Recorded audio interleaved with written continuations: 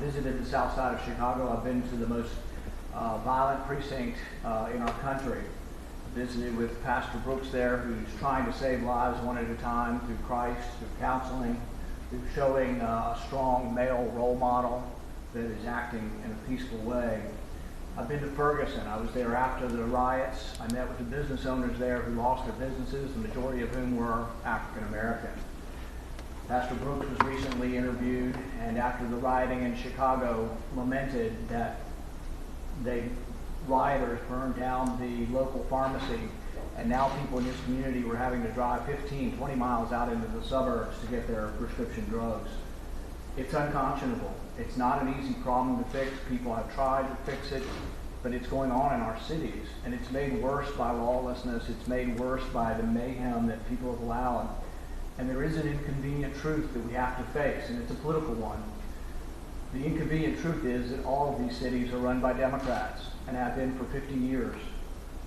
Every one of our major cities run by Democrats, governors, mayors, police chiefs, all Democrats. And you could say it's a coincidence, or you could say, well, all of them? If you look at the murder rate, the top 10 cities that have the highest murder rate in our country, every one of the mayors is a Democrat. So we have to get to the bottom of this. And if you live in those cities, we have to figure out some kind of constructive way to make it better. But you have to first realize that the Democrats have failed every one of these cities.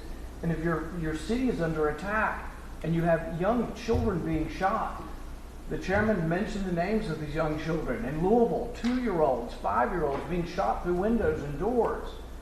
Who's running the cities? We have to do something about it. But painting slogans and graffiti and throwing Molotov cocktails isn't getting you anywhere.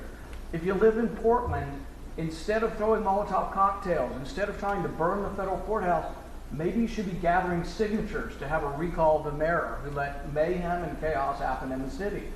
Maybe we should be recalling the mayor of Chicago who's allowed this to go on. It's been going on decade after decade. Black lives do matter. But if they do matter, do something about it. And those who are at the receiving end of this, the young black men who are dying in Chicago, dying in these cities, rise up and say, my goodness, insanity is doing the same thing over and over again. Quit electing the people who are allowing your cities to go to rotten ruin, who are allowing the local drugstore to be burned down, who are allowing the businesses to be burned down that will leave the community and never come back.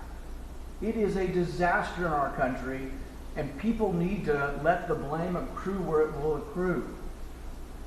To the people who've been running these cities for 50 years. With regard to who should do this, my preference is that it be done locally.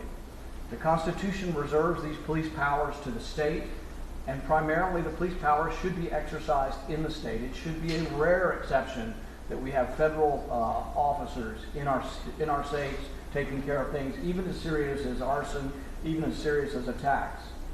But I do understand when there is mayhem and chaos, somebody's got to protect the federal buildings.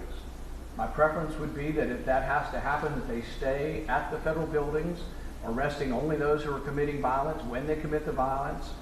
And we are aware and careful that allowing federal police and allowing people to federalize police force and send it into our cities, that there are dangers to that. One of the checks and balances of federalism was not to let the executive branch have police, not to have the executive branch in our states. So I think we need to be very wary of the possibility for harm by federalizing police powers, sending them into these situations. And there have been some disasters already. Perhaps not your department, but the images of the young man being shot with a rubber bullet who had his skull fractured and his face fractured and maybe ultimately will be disfigured from this while he was simply holding up a speaker. Those are terrible symbols.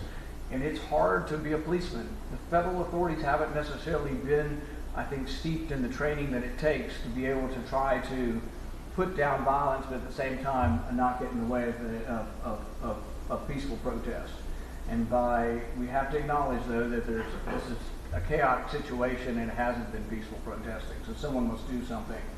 But I would say that the more constructive way of doing this would be to assess who are the officials, who are the political officials that run these cities and how they let us down. And it's time and time again Democrats for 50 years